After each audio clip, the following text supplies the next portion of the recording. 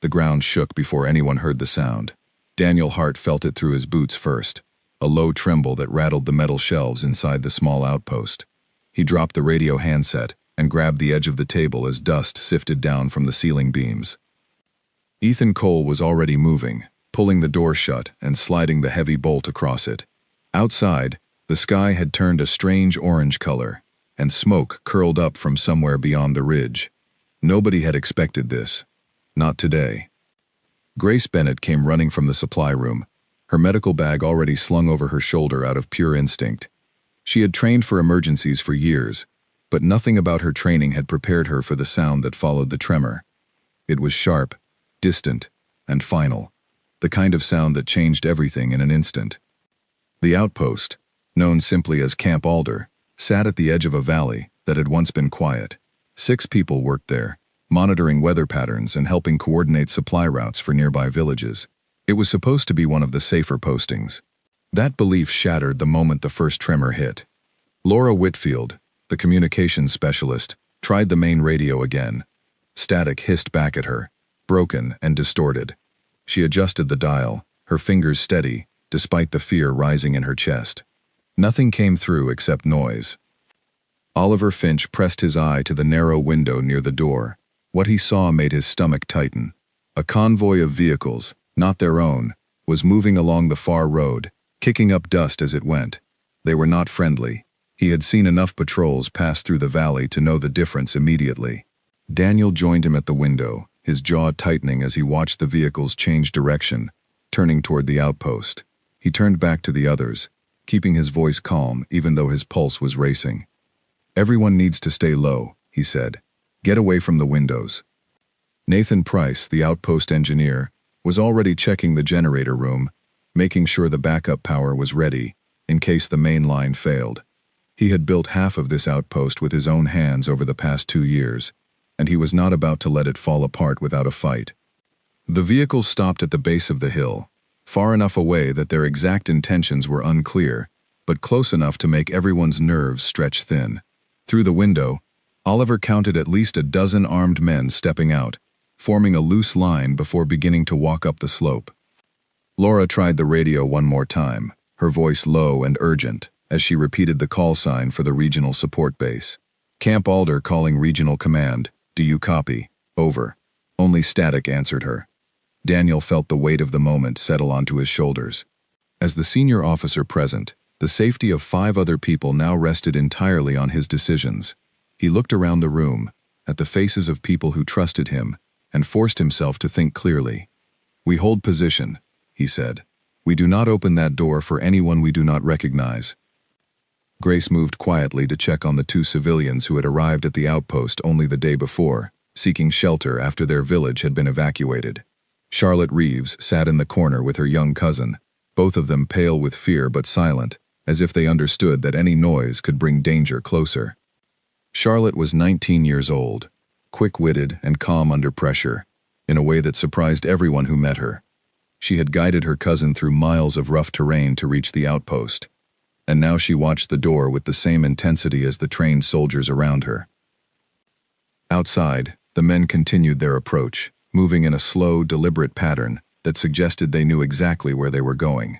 Oliver watched them from the window, whispering updates to Daniel every few seconds. "They are spreading out. They are checking the perimeter fence."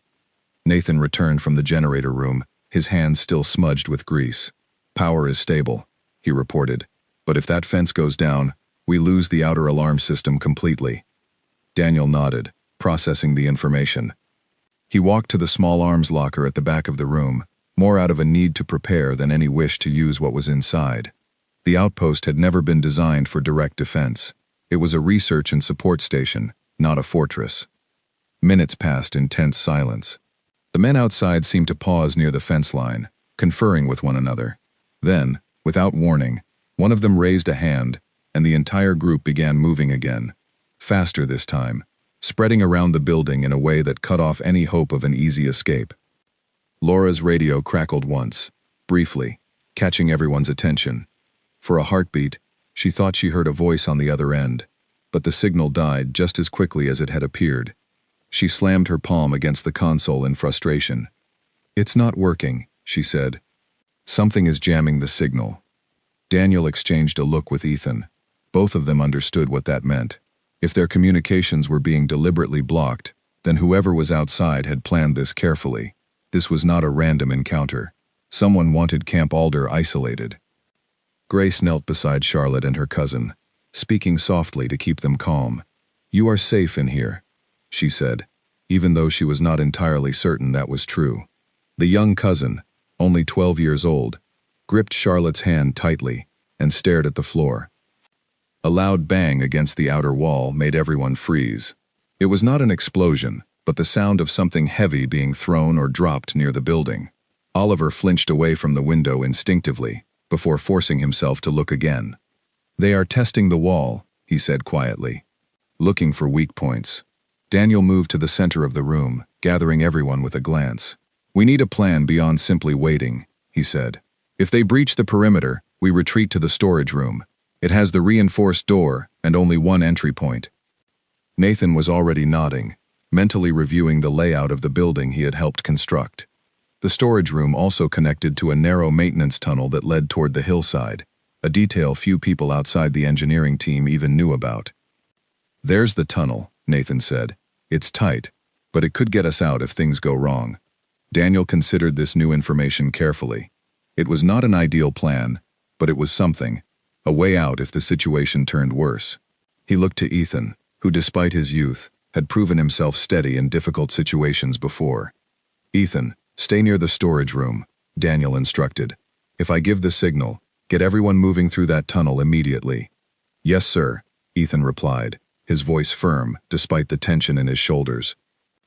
Outside, the sound of movement continued, boots crunching against gravel, voices calling out instructions in a language none of them fully understood. Oliver strained to catch any useful detail, but the words blurred together into an unsettling murmur. Then, silence. A complete and sudden silence that felt more unnerving than the noise before it. Everyone in the room held their breath, waiting for whatever would come next. Laura's hand hovered over the radio, desperate for even a whisper of contact from the outside world. Grace checked the small window near the storage room, her eyes scanning the tree line beyond the fence. For a moment, she thought she saw movement in the distance, but it vanished before she could be certain. Daniel used the pause to check on everyone quickly. Charlotte gave him a small, determined nod, her cousin still gripping her hand but no longer trembling as violently. Nathan stood ready near the tunnel entrance. Laura kept working the radio dials, refusing to give up despite the static. "We wait," Daniel said finally. "We stay quiet, and we watch." The minutes stretched painfully. Every creak of the building, every gust of wind against the roof, sent a fresh wave of tension through the group. Ethan found himself counting his own heartbeat, just to keep his mind from spiraling into worse thoughts. Then, from outside, the sound of an engine starting broke the stillness. Oliver peered through the window carefully, watching as the group of armed men began retreating back toward their vehicles, moving with the same disciplined pace they had arrived with. "They're leaving," Oliver said, disbelief coloring his voice. Why would they leave? Daniel did not trust the sudden change immediately. He waited, watching through the narrow gap in the window frame as the vehicles turned and rolled back down the hill, kicking up the same trail of dust they had arrived in. It could be a trick, a way to draw them out into the open, or it could genuinely be a retreat for reasons unknown to anyone inside the outpost. "Nobody moves yet," Daniel warned, keeping his voice low even though the immediate danger seemed to be passing. 10 minutes passed, then 20, with no sign of the vehicles returning. Slowly, cautiously, Daniel allowed himself to believe that the immediate threat had withdrawn, at least for now. He exhaled a breath he had not realized he was holding. Grace was the first to move, checking on Charlotte and her cousin once more, before turning her attention to Ethan, who had a small cut on his arm, from when he had slammed the door shut earlier. It was minor, but she cleaned and bandaged it anyway, grateful to have something practical to focus on. Laura kept trying the radio, more out of habit than hope at this point. The static remained constant, an unbroken wall of interference that told her clearly someone wanted Camp Alder to remain cut off from the rest of the world. Nathan moved through the building checking for any damage, his flashlight sweeping across walls and equipment that had rattled loose during the tremor and the tension that followed. Everything appeared intact, though the fence line outside would need repairs.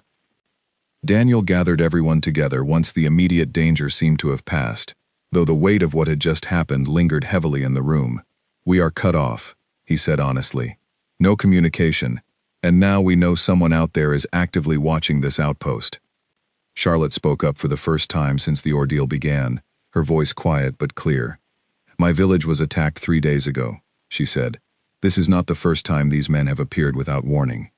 Her words settled over the group like a heavy blanket. Whatever had brought danger to Camp Alder was not an isolated incident. It was part of something larger, something that had already displaced Charlotte and her cousin from their home, and something that now threatened to do the same to everyone inside this outpost. Daniel looked around at the faces watching him, waiting for guidance, waiting for reassurance he was not entirely certain he could give. Still, he understood his responsibility clearly. "We stay together," he said firmly. "We watch every direction, and we keep trying every possible way to reach help." Outside, the sun continued its slow descent toward the horizon, casting long shadows across the valley that had, until today, felt like the safest place any of them had known. Now, as darkness approached, that sense of safety felt impossibly distant, replaced instead by a quiet, growing dread about what the coming night might bring. Ethan checked the reinforced door once more, testing the bolt to make sure it held firm. Grace finished tending to the last of the minor injuries within the group. Laura continued her endless search across the radio frequencies. Nathan secured the generator and checked the tunnel entrance one final time. And Daniel stood near the window, watching the empty road below, wondering how long it would be before those vehicles, or others like them, returned to finish what they had started. Night settled over Camp Alder with a heaviness that made every small sound feel enormous. The wind against the roof, the creak of the metal walls cooling after the heat of the day, even the soft breathing of the people gathered inside, all of it seemed louder than it should have been. Daniel Hart sat near the window with a pair of binoculars, scanning the darkened valley for any sign of movement. Laura Whitfield had not left the radio console in hours. Her eyes were tired, rimmed with the strain of staring at dials and switches that refused to give her anything but static. She had tried every frequency she knew, every emergency channel programmed into the system, and still nothing came through except the same hollow hiss. "There has to be another way," she muttered, mostly to herself. Nathan Price crouched beside her, examining the wiring beneath the console. He traced a cable with his fingers, following it to a junction box mounted on the wall. "Whoever jammed this signal knew exactly what they were doing," he said. "This is not some crude interference. This is targeted." Grace Bennett moved quietly through the room, checking supplies by the dim glow of a battery lamp.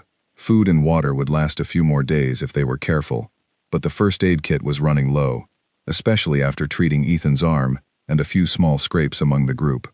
She made a mental note of what they had left, calculating how long it might need to stretch. Ethan Cole sat near the reinforced door, his rifle resting across his knees, more for reassurance than any real expectation of needing it immediately. He kept glancing toward Charlotte Reeves and her young cousin, who had finally fallen into an uneasy sleep in the corner of the room, wrapped in a spare blanket Grace had found for them. "He's just a kid," Ethan said softly to no one in particular. "Shouldn't be anywhere near something like this." Charlotte, who had not been asleep despite appearances, opened her eyes and looked at him. "None of us should be," she replied quietly. "But here we are." Her words hung in the air, simple and true. Ethan nodded, unable to argue with the honesty of it. He turned his attention back to the door, listening for anything that might signal the return of the vehicles from earlier. Daniel lowered his binoculars and rubbed his eyes, exhaustion beginning to creep into his bones despite the adrenaline that had kept him alert for hours. He walked over to where Oliver Finch stood near the side window, watching the tree line with the patience of someone who had spent years learning to notice small details others might miss. "Anything?" Daniel asked quietly. "Nothing yet," Oliver replied. "But that doesn't mean nothing is out there." The two men stood together in silence for a moment, both understanding the unspoken truth between them. Whoever had approached the outpost earlier had retreated for a reason, and reasons like that rarely meant the danger had passed completely. It usually meant they were regrouping, or waiting for something else to happen first. Around midnight, a soft beeping sound broke the quiet, startling everyone awake or alert. Laura's hands flew to the radio console, adjusting dials rapidly as a faint signal flickered across the display. For a brief, hopeful moment, it seemed like a breakthrough. "I've got something," she said, her voice tight with cautious excitement. "It's weak, but it's there." Everyone gathered around her, holding their breath as she worked to stabilize the signal. Static crackled, then faded, then crackled again, teasing them with fragments of what might have been a voice buried somewhere within the noise. Laura adjusted the frequency by fractions, her hands steady despite the pressure of everyone watching over her shoulder. "Camp Alder, this is regional support. Do you copy?" A voice finally broke through, distorted but unmistakably real. The room erupted in quiet, relieved gasps. Laura grabbed the handset immediately, her voice steady despite the tears that had suddenly gathered in her eyes. "This is Camp Alder. We copy," she said. "We have lost primary communications and require immediate assistance." The voice on the other end crackled again, words breaking apart before reforming. "Copy that. Camp Alder. We are aware of disruptions in your sector. Repeat your situation." Laura relayed everything as quickly and clearly as she could, describing the earlier approach of armed vehicles, the jammed communications, and the current status of everyone inside the outpost. Daniel stood close beside her, occasionally adding details she might have missed, his voice steady despite the relief flooding through him. The response that came back, however, was not what any of them had hoped to hear. "Copy your situation, Camp Alder. Be advised, regional forces are currently engaged in operations 40 kilometers south of your position. Estimated response time to your location is unknown at this time. Continue to hold and maintain radio contact if possible." The hope that had briefly filled the room dimmed slightly, though it did not disappear entirely. At least now they knew someone was aware of their situation. At least now they were not entirely alone, even if help remained frustratingly out of reach. "Understood," Laura replied. "We will maintain contact as best we can." The signal held for a few more minutes, allowing Laura to relay additional details about their supplies, their location, and the presence of 2 civilians among them. Then, gradually, the static returned, swallowing the connection whole despite her best efforts to hold on to it. "It's gone," she said finally, setting the handset down with a shaking hand. "But they heard us," Grace said, trying to find comfort in what had just happened. "That has to count for something." Daniel placed a reassuring hand on Laura's shoulder. "You did well," he said. "That contact could make all the difference." Still, the reality of their situation had not changed dramatically. Help was aware of them now, but help remained distant, tied up with other pressing matters 40 kilometers away. Camp Alder would need to survive on its own for an unknown length of time before any real assistance could arrive. The night stretched on, each hour bringing its own quiet tension. Around 3 in the morning, Oliver spotted movement near the tree line again, a shadow that shifted and vanished before he could be certain of what he had seen. He alerted Daniel immediately, and the two of them watched together for nearly an hour, but nothing further appeared. "Might have been an animal," Oliver admitted eventually, though his tone suggested he was not entirely convinced. "Or someone testing our alertness," Daniel replied grimly. By dawn, exhaustion had settled over everyone like a heavy fog. Grace insisted that people take turns resting, dividing the group into watch shifts to ensure no one collapsed from lack of sleep during whatever challenges the coming day might bring. Ethan volunteered for first watch, insisting he was too wired to sleep anyway. Charlotte's cousin, whose name was Henry, woke with the first light of morning, rubbing his eyes and looking around the unfamiliar room with a mixture of confusion and fear. Charlotte pulled him close, speaking softly in reassurance, though the dark circles beneath her own eyes betrayed how little rest she herself had managed. Nathan spent the early morning hours checking the tunnel entrance again, making sure it remained clear and accessible should they need it. He also inspected the fence line as best he could from inside the building, noting several sections that had clearly been tampered with during the previous day's encounter. "They were definitely checking for weak points," he reported to Daniel. "If they come back with intent to breach, that eastern section is the most vulnerable." Daniel absorbed this information, adding it to the growing list of concerns weighing on him. He gathered everyone together as the sun rose fully over the valley, laying out what they knew and what they needed to prepare for. "We have contact with regional support, though response time is uncertain," he began, We know someone approached yesterday and retreated, possibly to regroup. Our fence line has weak points on the eastern side. Our best option remains to hold position here while continuing to seek stronger communication. Grace raised a concern that had been building in her mind since the night before. What about supplies? She asked. If this stretches on for days, we need to plan carefully. Daniel nodded, having already considered this himself. We ration starting now, he said. Small portions, spread across however long this takes. The group spent the next several hours reinforcing what they could, using spare materials from the storage room to shore up the weaker sections of the fence as much as possible, without venturing too far from the safety of the main building. Nathan worked alongside Ethan, both of them sweating under the growing heat of the day despite the tension that never fully left their shoulders. Laura returned to the radio periodically throughout the morning, managing to re-establish brief contact with regional support twice more, though each time the updates remained frustratingly similar. Forces were engaged elsewhere, response time remained uncertain, and Camp Alder needed to continue holding its position as best it could. By midday, the heat inside the outpost had become nearly unbearable, made worse by the need to keep windows mostly shuttered for safety. Grace distributed water carefully, making sure everyone, especially young Henry, stayed hydrated despite the rationing they had agreed upon. Charlotte helped where she could, assisting Grace with organizing supplies and keeping Henry occupied with quiet games that required little movement or noise. Despite the circumstances, she remained remarkably composed, a steadiness that Daniel noticed and quietly admired as the hours wore on. "You've done this before," Daniel observed at one point, watching her calm Henry through a moment of restlessness.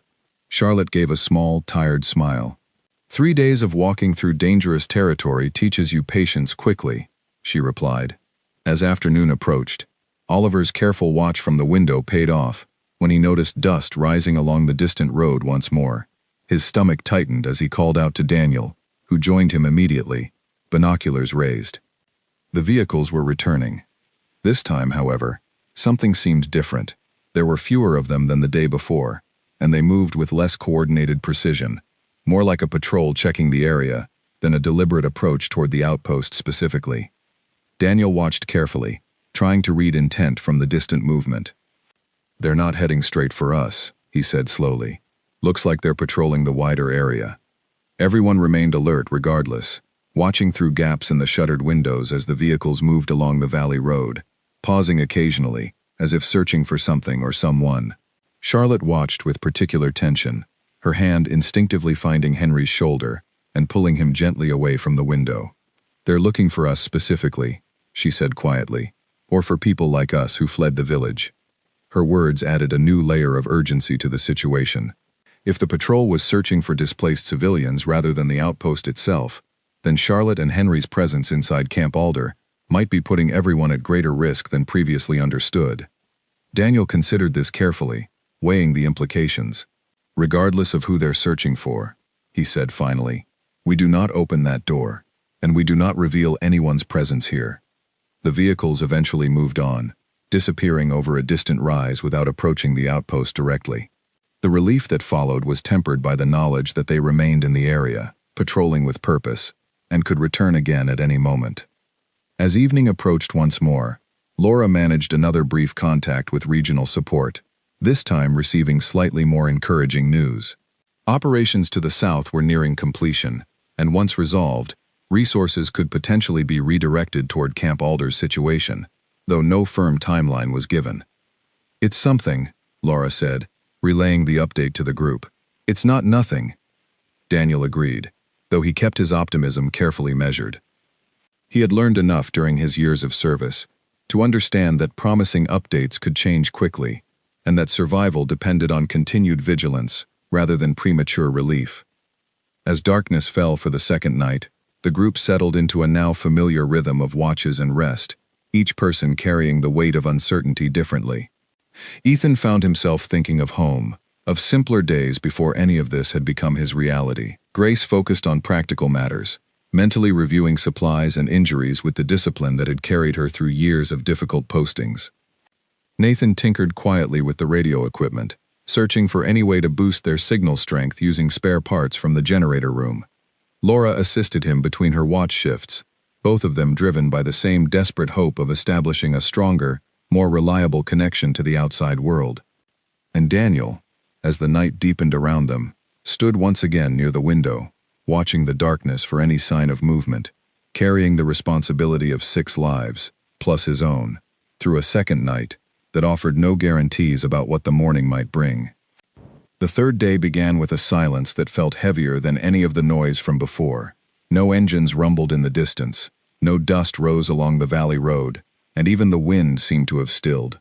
Daniel Hart found the quiet unsettling in a way he had not expected, as if the valley itself was holding its breath. Grace Bennett checked on everyone's condition as the morning light filtered through the shuttered windows. Ethan Cole's arm had healed well enough, but exhaustion showed clearly on his face, dark shadows deepening beneath his eyes from 2 nights of broken sleep. Henry, Charlotte's young cousin, had grown quieter than before, speaking only in short sentences and flinching at sudden sounds. "We're running low," Grace reported quietly to Daniel, keeping her voice down so as not to alarm the others unnecessarily. "Water especially.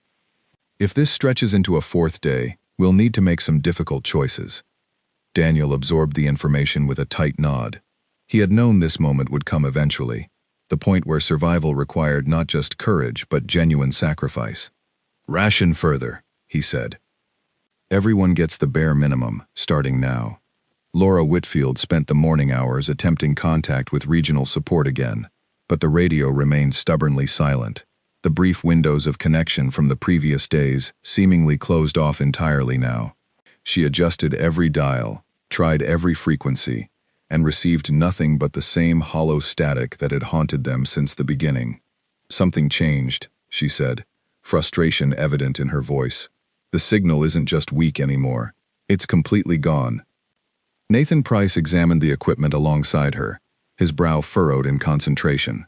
Could be they moved their jamming equipment closer, he theorized, or upgraded it somehow. Either way, we're on our own for now. The words settled heavily over the group. Whatever fragile hope the earlier contact had provided now felt increasingly distant, replaced by the stark reality that Camp Alder might need to survive entirely on its own resources and determination for far longer than anyone had initially believed. Oliver Finch maintained his watch at the window throughout the morning, his eyes straining against the bright daylight for any sign of movement. Around midday, his patience was rewarded, though not in a way that brought any comfort. Dust rose along the road once more, this time in greater volume than either of the previous encounters. "Daniel," he called out, urgency clear in his voice. "They're back, and there's more of them this time." Daniel joined him at the window immediately, raising his binoculars to confirm what Oliver had already seen. The convoy approaching now was significantly larger than before. More vehicles, more armed personnel, moving with a confidence and coordination that suggested this was no longer a simple patrol or probing action. This was a deliberate, organized approach. "They mean business this time," Daniel said grimly, lowering the binoculars. The news spread quickly through the outpost, and the atmosphere shifted immediately from cautious tension to something closer to genuine fear. Charlotte Reeves pulled Henry close, wrapping her arms protectively around him as she watched the adults around her prepare for whatever might come next. Ethan checked his rifle one final time, his hands steady despite the tightness in his chest. Grace gathered the first aid supplies into a single bag, ready to move quickly if the situation required retreating toward the tunnel. Nathan positioned himself near the storage room entrance, prepared to guide everyone through the narrow passage the moment Daniel gave the signal. Laura made one final, desperate attempt at the radio, her fingers trembling slightly as she worked the dials. "Camp Alder to any station, we are under imminent threat. Please respond," she repeated over and over, but only silence answered her. The convoy stopped at the base of the hill, much as it had the first day, but this time the pause was brief. Within minutes, the armed personnel began their ascent, moving with purpose and speed that left little doubt about their intentions. Oliver counted at least 20 individuals this time, nearly double the number from their first encounter. "They're not stopping at the fence line," Oliver reported, his voice tight with barely controlled fear. "They're moving straight toward the building." Daniel made his decision quickly, understanding that the time for cautious observation had passed. "Everyone to the storage room, now," he ordered, his voice carrying an authority that left no room for hesitation. The group moved swiftly, gathering only what was essential as they made their way toward the reinforced storage room at the back of the outpost. Charlotte guided Henry along carefully, keeping him close and calm, despite the fear evident in his wide eyes. Grace followed closely behind, her medical bag secured firmly over her shoulder. Nathan reached the storage room first, working quickly to unlock the hidden panel that led to the narrow maintenance tunnel beyond. The passage was tight, barely wide enough for one person at a time, but it offered a genuine chance at escape should the situation inside the outpost become untenable. Outside, the sound of the approaching group grew louder, boots crunching against gravel, voices calling out instructions that carried an unmistakable edge of aggression compared to the more measured tones from their previous encounters. Daniel positioned himself near the storage room door, watching the main entrance through a small gap, his mind racing through every possible outcome. "They're testing the main door," he reported quietly to the others gathered behind him. "If it holds, we might have more time. If not, we move to the tunnel immediately." The reinforced door shuddered under sudden pressure, a heavy impact that echoed through the building and sent a fresh wave of fear through everyone hiding in the storage room. Henry buried his face against Charlotte's shoulder, and she held him tightly, whispering words of comfort even as her own heart pounded with fear. A second impact followed, then a third, each one testing the strength of the door that stood between the group and whatever danger waited outside. Daniel watched with growing tension, calculating how much longer the door might hold under this kind of sustained pressure. "It's not going to last," he said finally, making the difficult call. "Nathan, get everyone into the tunnel. I'll stay to make sure it's clear." "No," Ethan said immediately, stepping forward. "I'll stay with you. Everyone else goes first." Daniel hesitated only a moment before nodding, recognizing the value of not facing whatever came next entirely alone. Nathan began guiding the others into the narrow tunnel entrance, starting with Charlotte and Henry, followed closely by Grace and Laura, each of them disappearing into the dark passage with a mixture of fear and determination. The main door shuddered again, this time with a sound that suggested the reinforcement was beginning to give way. Daniel and Ethan exchanged a brief, wordless look, both of them understanding the gravity of the moment without needing to voice it aloud. "Go," Daniel said firmly, gesturing Ethan toward the tunnel entrance. "I'm not leaving you behind," Ethan replied, his jaw set with stubborn determination that reminded Daniel of himself at a younger age. Before either of them could argue further, the sound of splintering wood echoed through the outpost, followed by shouts and the heavy footsteps of multiple individuals entering the building. Daniel grabbed Ethan's arm and pulled him toward the tunnel entrance without further hesitation, both of them scrambling into the narrow passage, just as voices grew closer within the storage room they had just vacated. The tunnel was cramped and dark, forcing everyone to move in a crouched position as they made their way through the earthen passage that Nathan had built years earlier, as an emergency contingency few had ever expected to actually use. Dim battery lamps provided just enough light to navigate by, casting long, shifting shadows against the rough walls. Behind them, muffled voices echoed through the storage room, growing more frustrated as whoever had entered the outpost discovered it empty of the people they had clearly expected to find. Daniel paused briefly, listening carefully, gauging whether their pursuers had discovered the tunnel entrance as well. "Keep moving," he whispered urgently to the group ahead of him. "We can't risk stopping." The passage stretched on for what felt like an eternity, though in reality it covered only a few hundred meters beneath the hillside before opening into a small, hidden ravine on the opposite side of Camp Alder, far from the main road and any vehicles that might be patrolling nearby. Nathan had chosen the location carefully years before, prioritizing concealment above all else. As they emerged from the tunnel into the fading daylight, exhaustion and fear had taken a visible toll on everyone. Henry clung tightly to Charlotte, tears streaking his dusty face, despite his attempts to remain brave throughout the ordeal. Grace immediately began checking everyone for injuries sustained during the hurried escape. "We made it," Laura said quietly, though her voice carried more disbelief than genuine relief. Daniel allowed himself only a brief moment to catch his breath before addressing the group, his mind already working through their next steps. "We can't stay here," he said. "They'll search the area eventually. We need to find better cover and figure out our next move."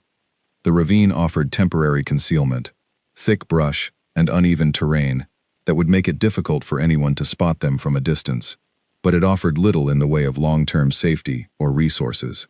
Nathan studied the surrounding landscape, trying to recall details from old maps he had reviewed years earlier during the outpost's construction. "There's higher ground about a kilometer south," he offered. "Rocky terrain. Harder to traverse, but it would give us a better vantage point and more places to hide if needed." Daniel considered the suggestion carefully, weighing the risks of movement against the risks of remaining stationary so close to the compromised outpost. Finally, he nodded. "We move at nightfall," he decided. "Less chance of being spotted." Until then, the group settled into the dense brush as best they could, sharing what little water remained among them and trying to keep Henry calm despite his obvious distress. Charlotte sat close beside him, speaking softly in gentle, reassuring tones that seemed to help, even if only slightly.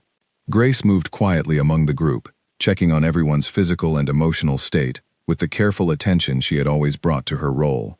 Ethan sat near the edge of their hiding spot, watching for any sign of pursuit, his rifle held ready across his knees.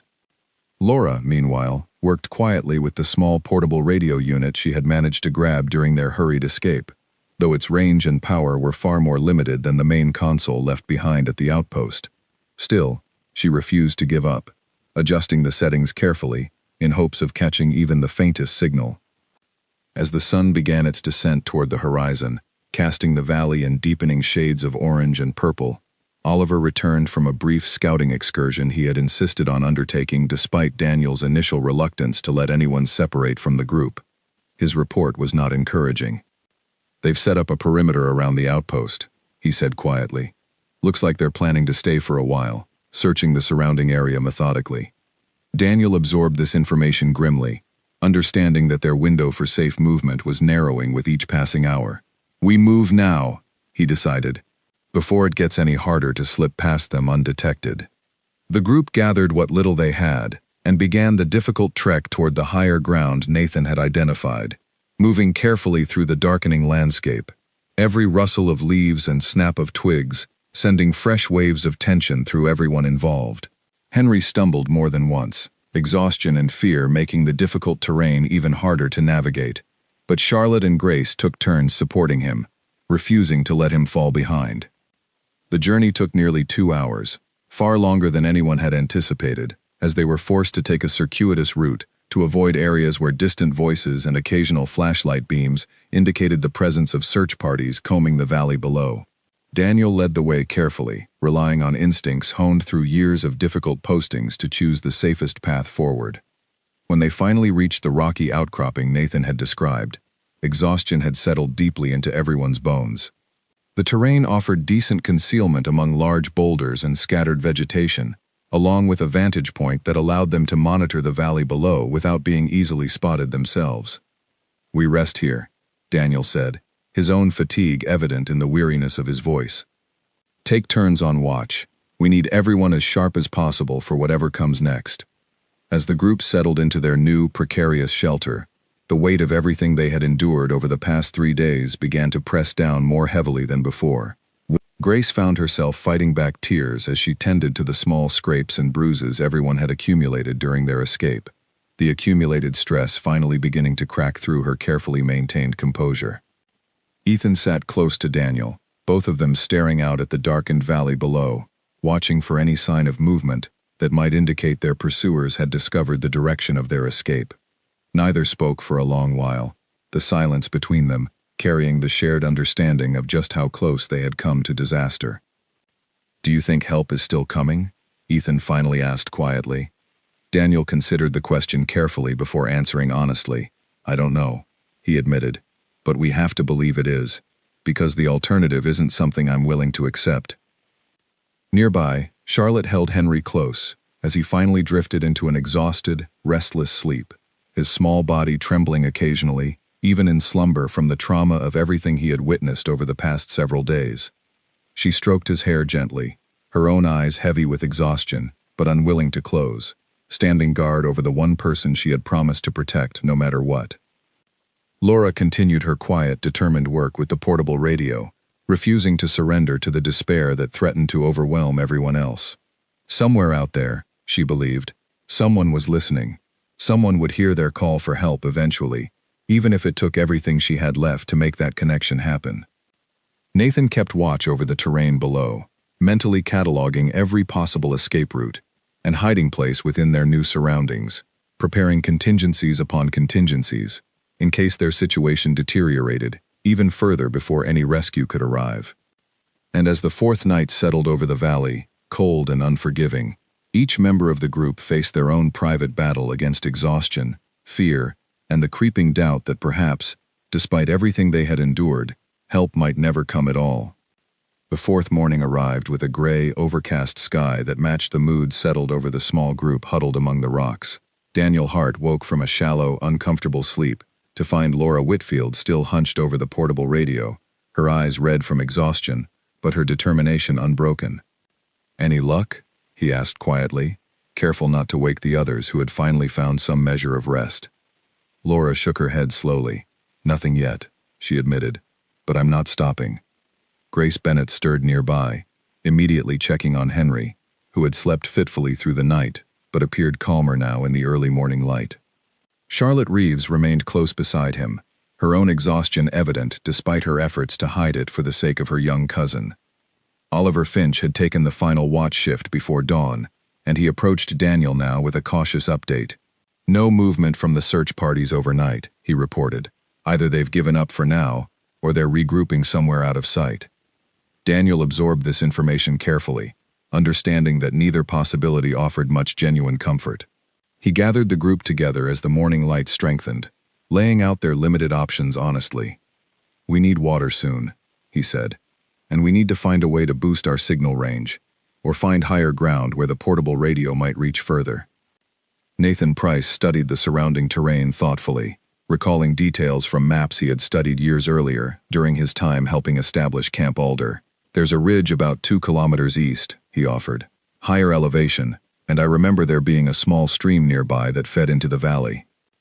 The suggestion carried obvious risks, moving further from their current concealment and potentially closer to danger, but the alternative of remaining stationary, without adequate water, was equally untenable. Daniel weighed the options carefully before making his decision. "We move carefully, staying low and using whatever cover we can find," he said. "Grace, keep an eye on Henry. Everyone stays close together." The journey toward the ridge proved slow and exhausting, the group forced to navigate rough terrain while remaining constantly alert for any sign of the search parties that had driven them from the outpost. Ethan Cole took point alongside Daniel, both of them scanning the landscape ahead for potential dangers, while Oliver watched their rear, ensuring no one followed unnoticed. Henry struggled with the difficult terrain, his small legs tiring quickly despite his brave efforts to keep pace with the adults around him. Charlotte carried him for stretches when necessary, refusing to let exhaustion slow their progress despite the strain it placed on her own tired body. By mid-morning, they reached the base of the ridge Nathan had described, and the promise of water gave everyone renewed energy for the final steep climb toward the summit. The stream, when they finally found it, ran clear and cold, a small miracle that brought genuine relief to the entire group for the first time in days. Grace supervised the careful filling of their water containers, insisting everyone drink slowly, despite the temptation to gulp greedily after days of strict rationing. Henry drank eagerly, color returning to his cheeks for the first time since their harrowing escape from the outpost. While the others rested briefly near the stream, Laura climbed further up the ridge with the portable radio, hoping the increased elevation might finally provide the signal boost she had been desperately seeking. She settled into a small rocky alcove near the summit and began her careful, methodical search across every frequency she could access. For nearly an hour, static remained her only companion, the same frustrating hiss that had haunted her efforts since their communications were first jammed days earlier. She was on the verge of giving up temporarily to rest her strained eyes, when something shifted in the static, a faint pattern that caught her attention immediately. She adjusted the dial with painstaking precision, her heart pounding as the static gradually gave way to something that sounded almost like a voice, distant and fragmented but unmistakably present. She called down to the others immediately, her voice carrying urgency that brought everyone rushing up the slope toward her position. "I think I have something," she said, her hands trembling as she worked to stabilize the fragile signal. Daniel arrived first, kneeling beside her as she continued her careful adjustments. Slowly, painstakingly, the voice on the other end grew clearer, words becoming distinguishable from the surrounding noise. Unidentified station. This is regional coordination. Please repeat your transmission, the voice said, still distorted, but far clearer than anything they had received since their initial contact days earlier. Laura grabbed the handset immediately, her voice steady despite the emotion evident beneath the surface. This is Camp Alder personnel. We have evacuated our primary position and are currently sheltering approximately 2 kilometers east of the outpost. We require immediate assistance. The response, when it came, carried a note of recognition that sent a wave of relief through everyone gathered around the small radio unit. Copy that, Camp Alder. We have been attempting to re-establish contact since your position went dark. Confirm your exact coordinates and current status. Nathan quickly provided the necessary details, his engineering background allowing him to describe their location with precision, despite their limited navigation tools. Laura relayed everything carefully, describing not just their position, but the situation that had forced their evacuation, the presence of armed search parties, and the 2 civilians, including a young child, currently under their protection. Copy all information, the voice confirmed. Be advised, an Allied response team is already mobilizing in your general region, following reports of increased hostile activity throughout the valley. We are redirecting their route to your position immediately. The words settled over the group with a weight that few of them had words to properly express. After days of uncertainty, fear, and desperate hope, genuine help was finally on its way. Grace found herself blinking back tears she had held in check throughout the entire ordeal, while Ethan let out a long breath he felt he had been holding since the moment they fled the outpost. How long? Daniel asked, needing to know despite the relief flooding through him. The response came after a brief pause, someone clearly checking details on their end. Estimated arrival time is approximately 3 hours, given current terrain and travel conditions. 3 hours felt both impossibly long and remarkably short, compared to the uncertain timeline they had been facing before. Daniel thanked the voice on the other end, and confirmed they would maintain their position, staying hidden and secure until the response team arrived. We need to stay exactly where we are, he told the group, though excitement and relief were evident in his voice for the first time in days. No unnecessary movement. We wait for them to come to us. The next 3 hours passed with a strange mixture of anxious anticipation and cautious optimism. Charlotte kept Henry occupied with quiet stories, doing her best to explain that help was finally coming, that soon they would be somewhere safe again.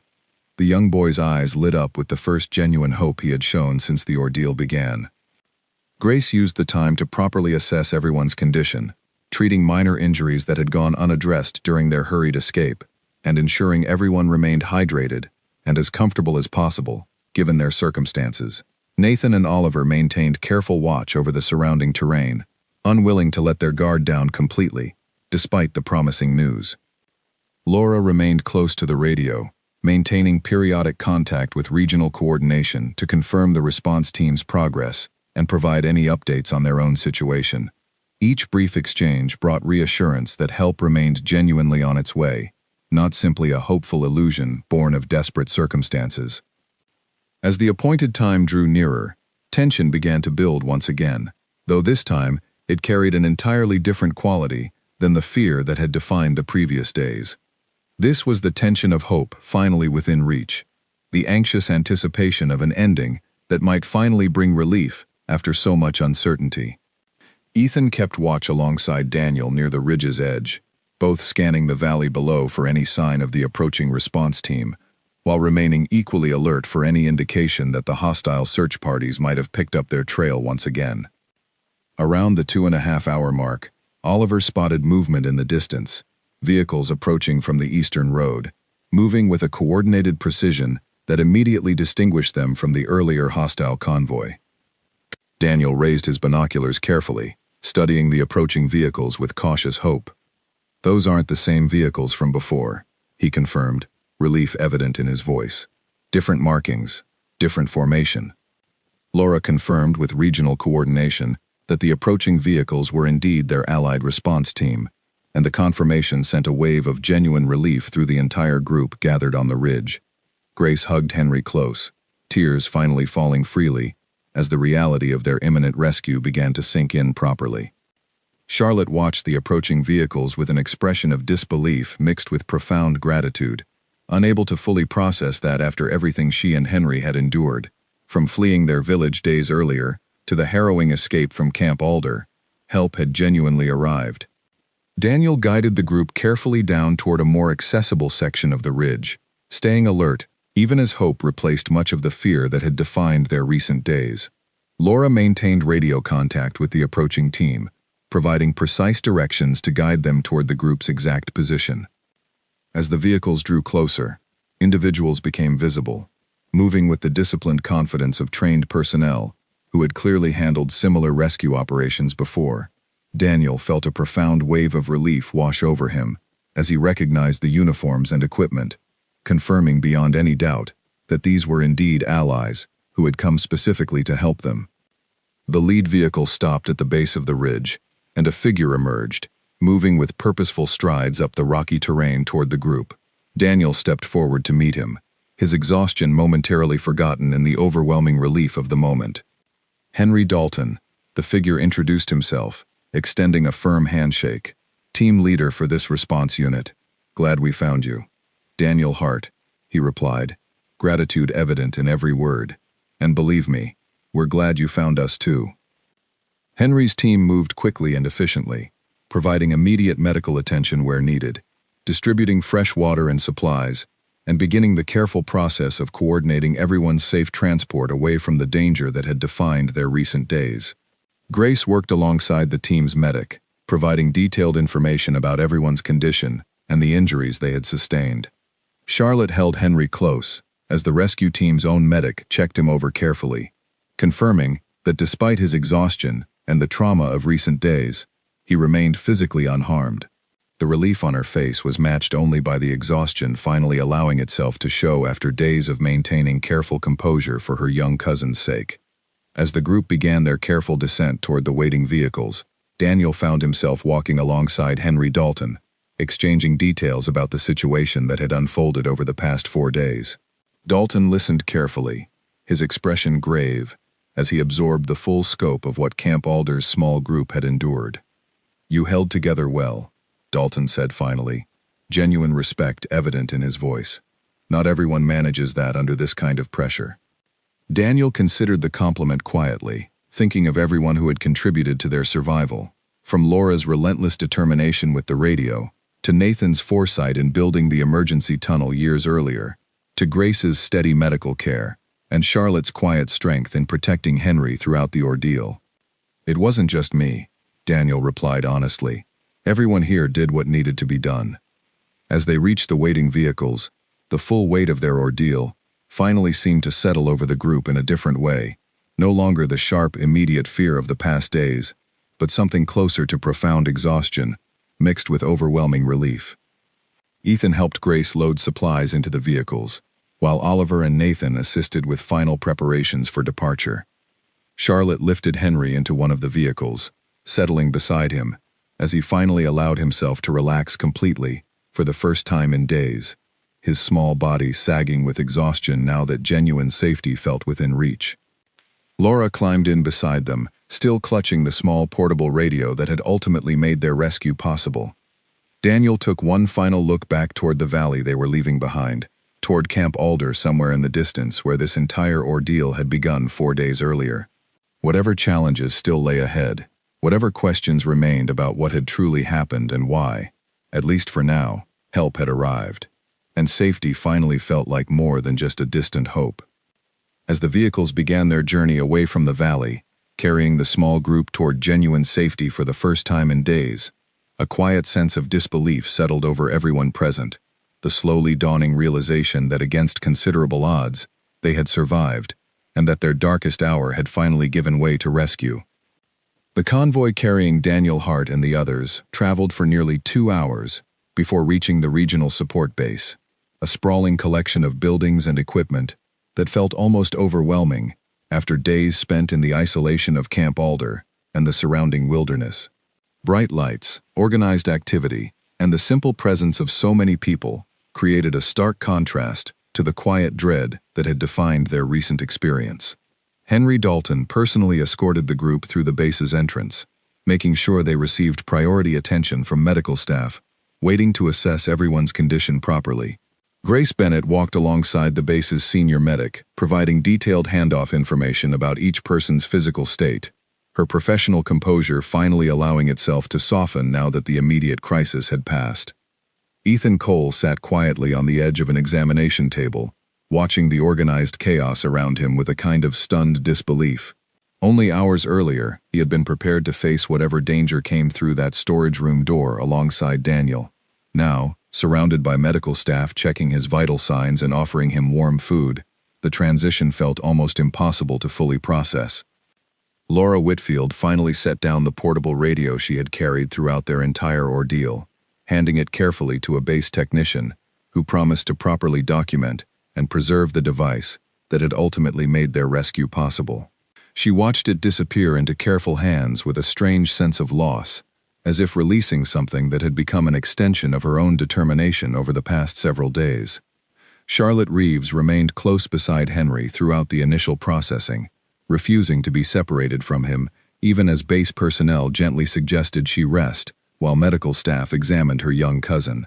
Grace intervened on her behalf, understanding intuitively that after everything Charlotte had endured protecting Henry, separation now would only add unnecessary distress to an already overwhelming situation. They stay together, Grace insisted firmly, and the base staff accommodated the request without further argument. Nathan Price and Oliver Finch underwent quick medical checks before being directed toward a debriefing area, where officials waited to gather detailed information about everything that had transpired at Camp Alder and during the subsequent evacuation. Both men answered questions patiently despite their exhaustion, understanding the importance of providing accurate information that might help prevent similar situations for other outposts in the region. Daniel found himself pulled into a similar debriefing shortly after arrival, seated across from a senior officer whose expression carried genuine concern as she reviewed the details of what his team had experienced. He recounted the events methodically, from the initial tremor and the first sighting of hostile vehicles, through their harrowing escape and eventual rescue. "You made difficult calls under significant pressure," the officer observed after he finished. "And you kept everyone alive. That matters more than any of us can properly express." Daniel nodded, though the weight of responsibility he had carried throughout the ordeal had not fully lifted despite their successful rescue.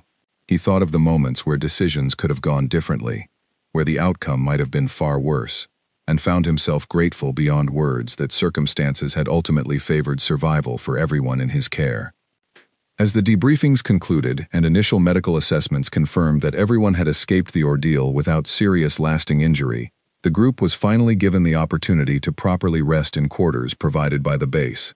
Warm meals, clean water, and actual beds felt like unimaginable luxuries after the deprivations of the past several days. Grace found herself sitting quietly in the small dining area later that evening, finally allowing the emotional weight of everything to settle over her, now that the immediate demands of caring for others had eased somewhat. Ethan joined her, setting down his own tray of food before speaking. "How are you holding up?" he asked gently. Grace considered the question honestly before answering. "Better than I expected," she admitted. "But I don't think any of us are going to just walk away from this unchanged." Ethan nodded in quiet agreement, thinking of his own experience throughout the ordeal, the fear that had gripped him during those tense moments in the storage room, and the profound relief of eventual rescue. "No," he agreed. "I don't think we will either." Nearby, Charlotte helped Henry settle into a proper bed for the first time in days, watching as exhaustion finally overtook him completely, his small body relaxing into genuine sleep without the restless trembling that had marked his rest throughout their ordeal.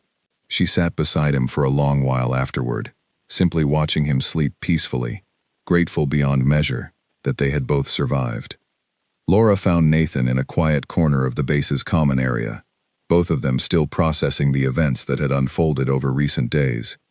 Their combined efforts, her persistence with the radio, and his foresight in constructing the emergency tunnel years earlier, had ultimately proven instrumental in the group's survival. "We made a good team," Laura said quietly, a tired but genuine smile crossing her face for the first time in days. Nathan returned the smile. "We did," he agreed, "though I hope we never need to prove it again quite like that." As the evening progressed, Henry Dalton found Daniel sitting alone near the base's perimeter, watching the darkening sky with an expression that carried both relief and lingering tension. He approached quietly, offering a cup of coffee that Daniel accepted gratefully. "Your team performed exceptionally well," Dalton said, settling beside him, "especially considering the circumstances you were dealing with." Daniel considered the observation quietly before responding. "We got lucky," he said honestly. "If that signal hadn't come through when it did, if the tunnel hadn't been there, things could have gone very differently." Dalton nodded, understanding the weight behind Daniel's words. "Luck played its part," he agreed. "But so did preparation, and so did the courage everyone showed when it mattered most. Those things mattered just as much as luck, maybe more." The two men sat together for a while longer, discussing the broader situation that had led to the threats against Camp Alder and the surrounding villages, including Charlotte and Henry's former home. Dalton explained that regional forces had been tracking increased hostile activity throughout the area for weeks, activity that had ultimately culminated in the coordinated approach against the outpost. "Your contact through the radio, combined with the information your team gathered, has already proven valuable for ongoing regional security efforts," Dalton explained. "What happened to you and your team wasn't just a random encounter. It was part of a larger pattern we're now better positioned to address because of what you endured and reported." Daniel found some measure of comfort in knowing that their difficult experience might ultimately contribute to preventing similar situations for others in the region. It didn't erase the fear and uncertainty they had endured, but it offered a sense of purpose beyond simple survival. Over the following days, as the group remained at the regional base recovering and providing additional details for the ongoing investigation into the incident, bonds that had formed during their shared ordeal continued to strengthen. Charlotte and Henry were connected with resources to help locate other displaced members of their village community, offering hope that they might eventually reunite with extended family and begin rebuilding some semblance of normal life. Grace spent considerable time with Henry during this period, using gentle conversation and simple activities to help him process the trauma he had experienced, drawing on training she had received specifically for supporting young people through difficult circumstances. Slowly, gradually, genuine smiles began returning to his young face, along with a growing sense of security that had been so brutally interrupted by recent events. Ethan and Oliver spent time together, reviewing what had happened at the outpost, discussing lessons learned, and ways similar situations might be better prepared for in the future. Their conversations, while serious in content, carried an undertone of genuine camaraderie, forged through shared adversity that neither had expected, but both had come to value deeply. Nathan worked with base engineers to document the design of the emergency tunnel he had constructed years earlier, information that could potentially help other outposts throughout the region establish similar contingency measures for their own protection. It felt strange to him, transforming what had once been a simple precautionary project into something with such immediate, practical value that had ultimately saved multiple lives. Laura, meanwhile, found herself increasingly drawn toward advanced communications training, inspired by the crucial role her persistence with the radio had played throughout their ordeal. She spoke with base personnel about opportunities to further develop her skills, recognizing how close their situation had come to a far worse outcome without that crucial breakthrough she had fought so hard to achieve. Daniel spent much of his time during this recovery period reflecting on the responsibility he had carried throughout the crisis, the decisions he had made under pressure, and the genuine gratitude he felt toward every member of his team for their courage and resilience. He also found himself increasingly connected to Charlotte, drawn together by shared experience and mutual respect that had developed naturally throughout their days of shared hardship. "You handled everything with remarkable strength," he told her one evening, as they sat together watching the sunset from the base's perimeter, Henry playing nearby with other children whose families were also connected to the base's ongoing humanitarian efforts. Charlotte considered his words thoughtfully before responding. "I didn't have much choice," she said.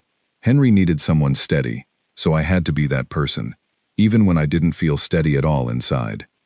That's what real strength looks like, Daniel replied. Not the absence of fear, but choosing to act despite it.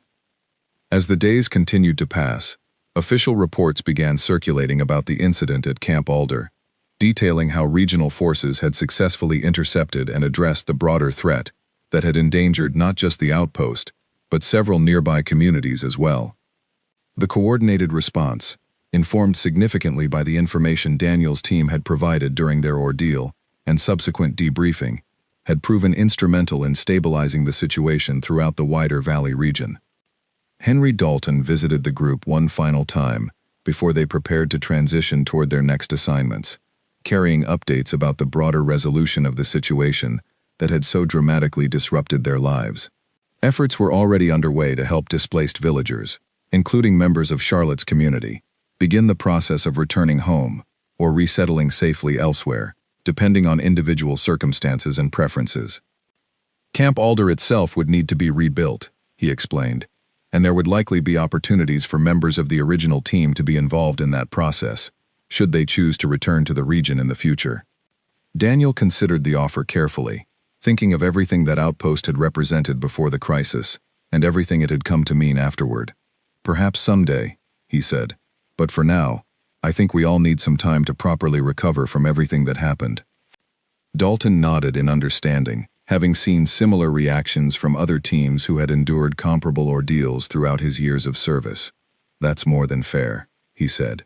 You've all earned whatever time and space you need. As the group prepared for their eventual departure from the regional base, each member carrying with them memories of an experience that had tested their courage and resilience in ways none of them could have anticipated, a quiet sense of gratitude permeated their final days together. Grace organized a simple gathering the evening before everyone would go their separate ways, bringing together the entire team, along with Charlotte and Henry, for one final shared meal. We survived something most people never have to face, Grace said, raising a simple toast with the water glasses available to them. And we did it because we trusted each other, and because we refused to give up, even when things looked impossibly difficult.